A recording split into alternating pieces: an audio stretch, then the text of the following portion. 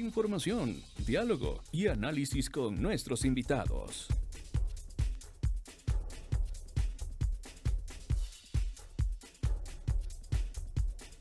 7 de la mañana con 44 minutos, amigos. Continuamos con más de la primera emisión de MQ Noticias. Está ya conmigo Luis Fernando Molina, él es asambleísta por la Revolución Ciudadana. Me acompaña esta mañana aquí en cabina. Y decíamos, fuera de micrófonos, hay tanto sobre lo cual dialogar, la coyuntura la tenemos y la abordábamos justamente con nuestro invitado anterior, esta intención de convocar a una nueva asamblea constituyente, lo que han dejado las movilizaciones, esta decisión de eliminación del subsidio al diésel, es decir, mucho por comentar. Luis Fernando, bienvenido, buenos días. Buenos días, Belkis, un gusto a todas y todos los quiteños de estar en este espacio.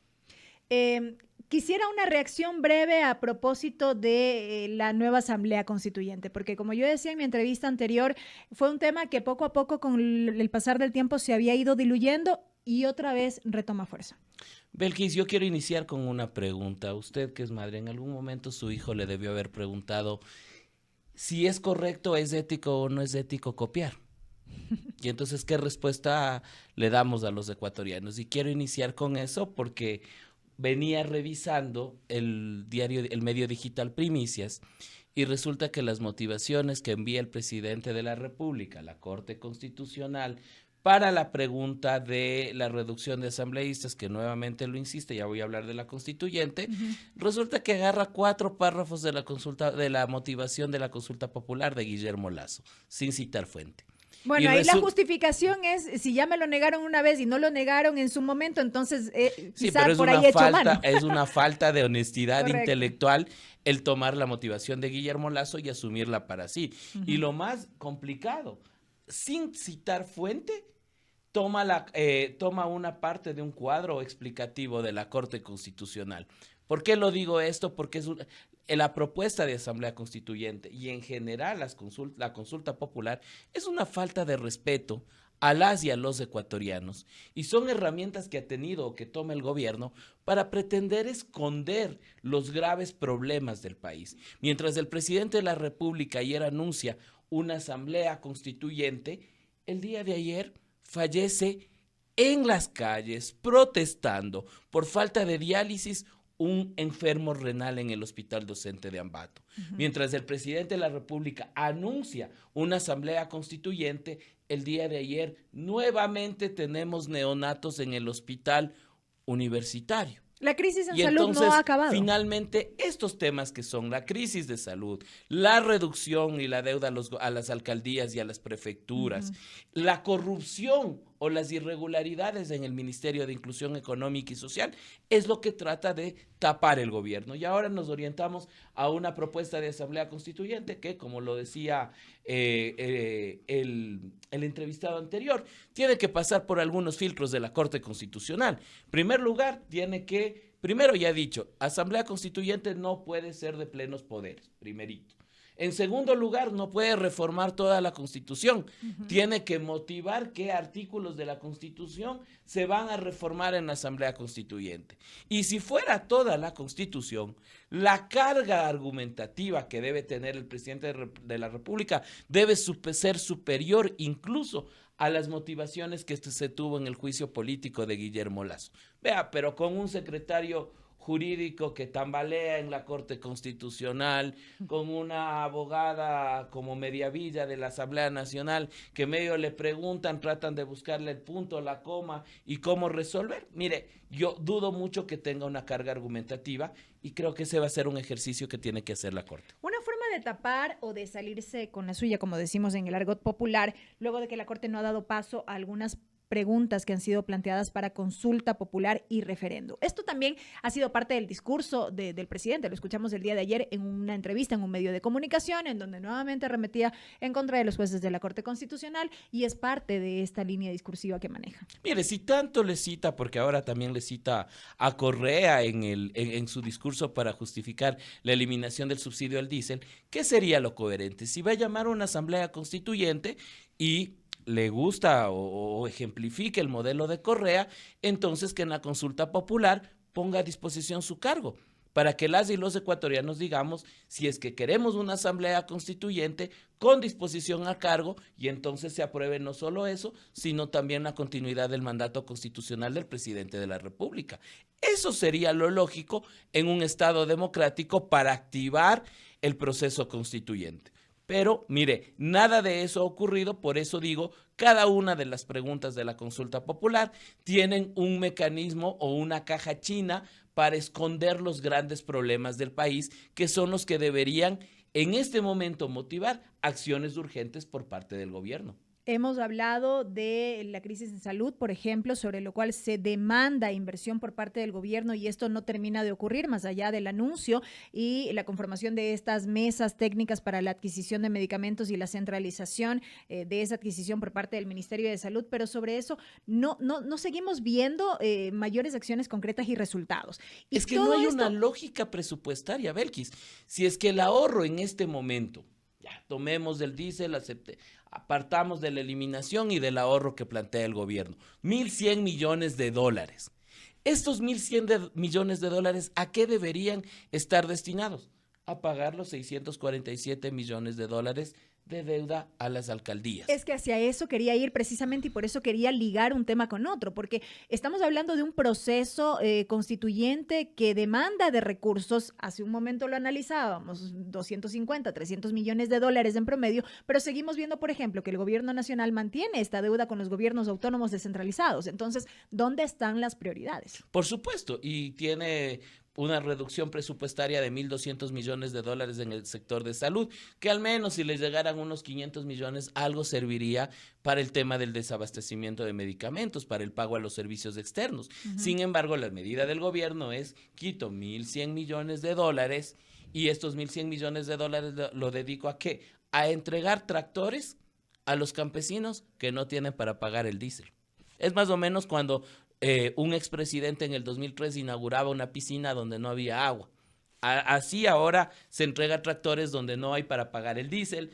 ¿Qué va a pasar después de que se les entregue $1,000 a los campesinos para el tema de lo agropecuario? Y cuando se acabe ese dinero, ¿qué van a hacer los campesinos? Después de los 8 meses que se les dé de compensación al sector del transporte, que no son los únicos que utilizan diésel, ¿qué va a pasar? ¿Sabe qué es lo que va a acontecer? Que vamos a tener en mayo del próximo año, previo a las elecciones seccionales, a los transportistas pidiendo el incremento de las tarifas de pasajes.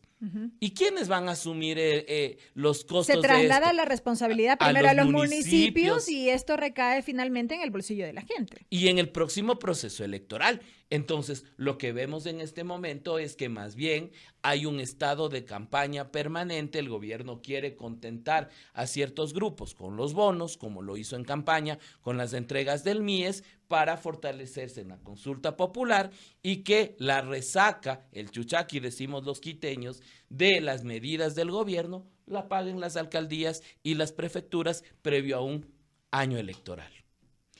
Quiero detenerme en el tema de los recursos pendientes que se adeudan a los gobiernos autónomos descentralizados. Ya de manera recurrente habíamos visto a las prefecturas pronunciarse en ese sentido, ahora los municipios también del país, y esto es un problema porque complica la ejecución de las obras que finalmente benefician a la gente. Sí, mire, vemos a precandidatos o, como yo decía, candidatos eternos ir a hacer un video de TikTok, porque ahora la política de los candidatos y precandidatos de gobierno es de TikTok, a decir que hay un bache en Comité del Pueblo, que hay desatención en el sur de Quito, y sin embargo no son capaces de fiscalizar a la ministra de Finanzas para exigirles que entreguen los recursos. Municipios, digamos ya no los grandes, los medianos y los pequeños. Le pongo 2 ejemplos. Pedro Vicente Maldonado se le adeuda $500,000. Rumiñahui, con un presupuesto de $70 millones, le entregan la competencia, le obligan a asumir la competencia para mantenimiento de las UPCs, mejoramiento de las patrullas, darle diésel a las patrullas. ¿Y sabe qué tenemos? A los concejales haciendo cuota para poder ir a dar comida a los militares y a los policías que mantienen la seguridad. ¿Y dónde están los 3 puntos del IVA? Entonces, hay opacidad, falta de transparencia respecto de los recursos del gobierno, porque el gobierno dice 3 puntos del IVA para seguridad, no hay resultados, no hay una rendición de cuentas, que es lo que pasa. 1.100 millones de la eliminación del subsidio al diésel, no sabemos hacia dónde va. Y adicionalmente a eso, las deudas crecen, el déficit fiscal crece y le seguimos pidiendo dinero al Fondo Monetario Internacional. Entonces, la política económica del gobierno no es clara, no es transparente y no está orientada a la generación del bienestar de todas y todos. Y frente a eso, ¿qué, Luis Fernando? Porque seguimos, como yo digo permanentemente, ¿no? Seguimos en el diagnóstico, seguimos identificando cuáles son los problemas, pero esto sigue creciendo. ¿Y qué pasa? ¿Y qué pasa? Sí, mire, y lamentablemente si a eso usted le suma que la capacidad de fiscalización que realizamos desde la Asamblea Nacional resulta insuficiente porque el presidente de la Asamblea Nacional, la bancada oficialista bloquean los procesos de fiscalización.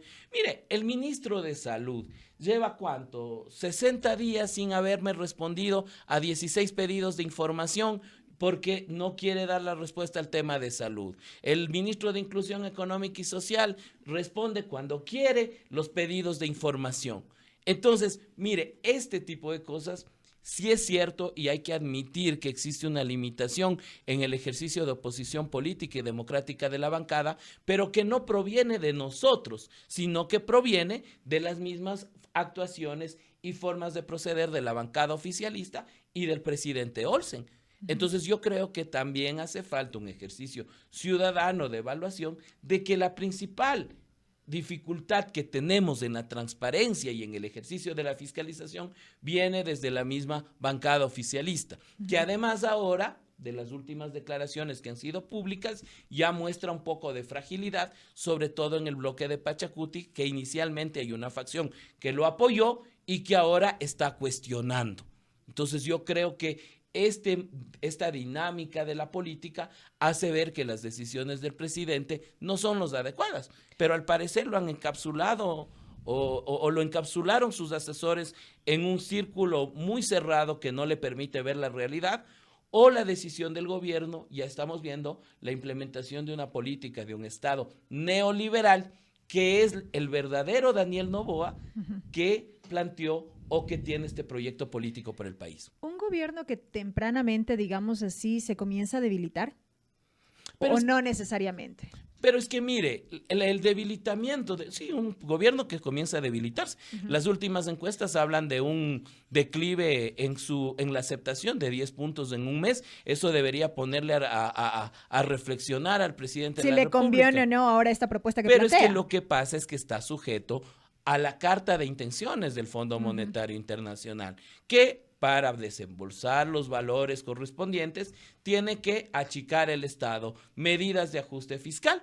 Entonces, ¿qué es lo que pasa? Que en lugar de privilegiar el pago de la deuda social, en lugar de ello ha privilegiado el pago de la deuda externa y una política de gobierno que más bien hace entrever que gobierna para ciertos intereses, para los intereses de las transnacionales mineras. Tenemos ahí la dificultad con el tema de Cuenca, donde se manifestaron por la defensa al agua.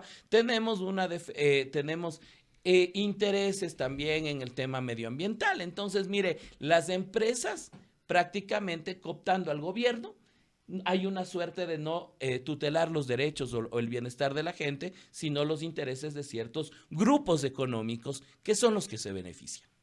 Y ya veremos cómo avanza en todo caso esta intención del gobierno. Luis Fernando, gracias por haber estado con nosotros amable, esta mañana. Muchas gracias y un buen día a todas y todos.